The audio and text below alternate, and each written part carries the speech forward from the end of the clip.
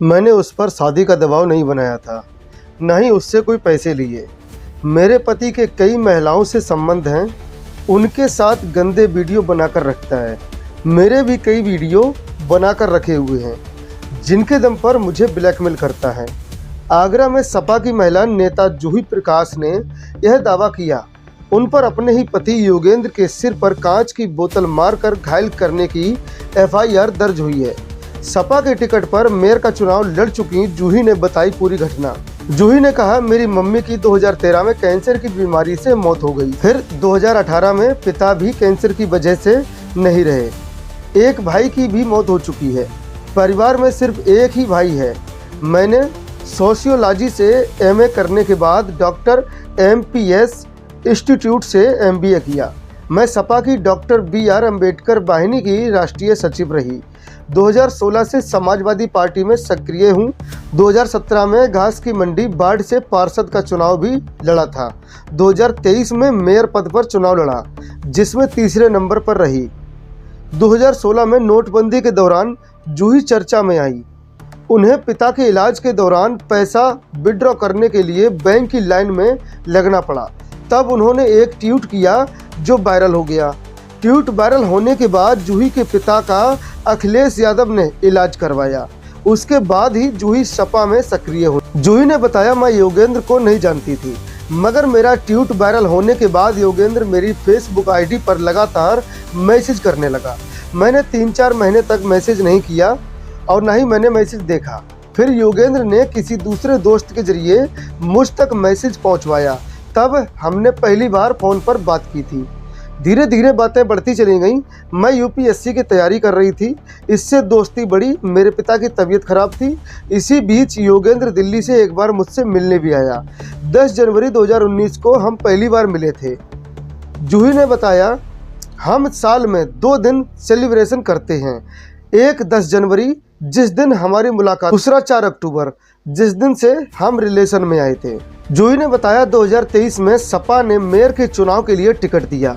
उस दौरान योगेंद्र मेरे घर पर ही रहता था। हर चुनाव प्रचार में मेरे साथ होता था, हम साथ ही रहते थे। सभी से मैंने कहा था कि हमारी शादी होने वाली है। इस दौरान हमारे रिलेशन भी बने। चूँकि मुझे लग रहा था कि शादी तो होगी ही, हम कभी दिल्ली कभी मथुरा घूमने जाते, होटल में ठहरते थे, वहाँ भी रिलेशन बनते रहे। उसने मेरे न्यूड वीडियो भी बनाए थे। फिर अचानक मार्च 2024 को योगेंद्र ने मुझे हर सोशल प्लेटफॉर्म पर ब्लॉक कर दिया। मेरे फ़ोन भी नहीं उठाता था। इससे लेकर हमारे कई झगड़े भी हुए। वो शादी के लिए टालने लगा। हर बार कोई ना कोई बहाना बना देता था। मैं उसके घर वालों से भी मिल चुकी थी और बात भी करती थी। शादी के लिए योगेंद्र हाँ नहीं कर रहा था। मेरे कई वीडियो उसके पास थे। धमकियां देता था कि वीडियो को वायरल कर दूंगा। इससे परेशान होकर मैंने पुलिस में तहरीर दी। तहरीर की सूचना मिलते ही योगेंद्र के घर वाले मुझे मनाने लगे। योगेंद्र मुझसे माफ़ी मांगने लगा, कहने लगा कि मेरा भविष्य खराब हो जाएगा। मैं यूपीएससी की तैयारी कर रहा। इसके बड़े भाई ने कहा कि कुछ नहीं करना, मैं बांदा से लौट रहा हूँ। इसके घर वाले मुझे मनाने लगे कि पुलिस में केस नहीं करना। इसके बाद योगेंद्र ने लिखित में दिया कि मैं जूही से 1 जून को आर्य समाज मंदिर में शादी करने के बाद 3 जून को रजिस्टर ऑफिस में शादी करूंगा, लेकिन ऐसा नहीं हुआ। रजिस्टर ऑफिस में योगेंद्र ने हमारी शादी को रजिस्टर्ड नहीं कराया। जूही ने बताया, योगेंद्र मुझे फ्लैट में बंद रखता था। घर से जाते समय बाहर से ताला लगाकर जाता था।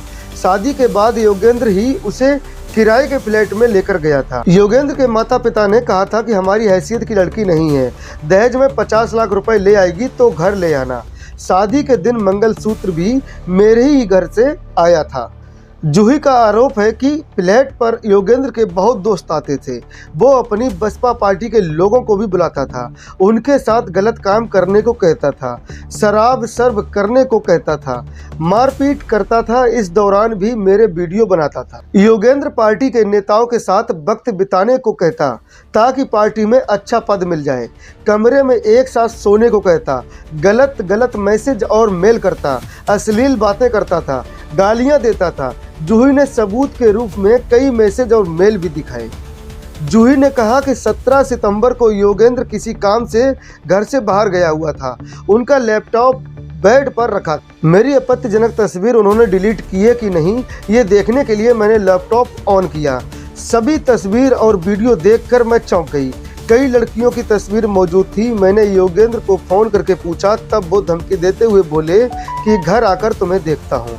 इसके बाद योगेंद्र आता है, वह मेरा मोबाइल छीनने की कोशिश करता। जो 17 तारीख की घटना थी उसमें योगेंद्र अक्सर अपना लैपटॉप और अपना आईफोन आईपैड हमेशा लॉक करके या फिर अपना यहाँ भी जाता था बाहर साथ लेके जाता था। तो मुझे लगा कि इसका लैपटॉप गलती से उस दिन उसका मतलब अनलॉक्ड रह गया। तो मैंने उसको ओपन किया कि मैं शायद देखती हूँ इसने मेरे वीडियोस डिलीट मारी या नहीं मारी है, जिसके बलबूते इसने मुझसे शादी की थी कि तुम्हारी वीडियोस हैं ये वायरल कर दूंगा। मुझे ये डर था कि अब ये मुझे मारपीट करेगा। क्या वीडियो में बहुत अश्लील वीडियो थे, जिस ये दूसरों के साथ गलत तरह से इंटीमेट है। बहुत गंदे वीडियो हैं जहाँ शायद आप देख भी नहीं पाओगे इस लेवल की वीडियो। उसके बाद योगेंद्र आता है, वह मेरा मोबाइल छीनने की कोशिश करता है। मैंने उसको मोबाइल नहीं दिया। फिर उसने मेरे भाई को फोन किया, कहा कि जूही ने कुछ ऐसा मेरे मोबाइल पर देख लिया है जिसके बाद वह खुद को कुछ कर सकती है, तुम आ जाओ। भाई ने इनकार किया। इसके बाद उसने अपने दोस्त शिवम, संजय और प्रमोद को बुलाया। उनकी बिल्डिंग के गेट के रजिस्टर में एंट्री मिली है। उन लोगों ने मुझसे मारपीट की। मेरे पूरे शरीर पर चोटों के निशान हैं। योगेंद्र मोबाइल छीन रहा था जिसमें वो लोग गिर गए। गिरने पर योगेंद्र की कमर में कांच घुस गए। जूही का कहना है कि मैं ही योगेंद्र को पास के हॉस्पिटल लेकर गई थी। जूही का कहना है कि योगेंद्र ने कभी आर्थिक रूप से मदद नहीं की। मैं पुलिस प्रशासन से जांच की मांग करती हूं, जिससे पूरी सच्चाई सामने आए। योगेंद्र का लैपटॉप भी बरामद किया जाए। आगे देखिए कि जूही ने क्या कहा। जो मेरी एफआईआर की कॉपी जा चुकी थी, मुझे रात भर बिठाया रखा। एसीपी सर के पास मेरी कॉपी गई थी, उन्होंने भी एफआईआर के आदेश किए थे। वो एफआईआर वहाँ पे नोट हुई है। उसके बाद मुझे रात भर बिठाया, एफआईआर नहीं हुई है, बोला कि आप सुबह 12 बजे आना। सुबह फिर मुझे कॉल आता है कि एसीपी सर से जाके मिलिए।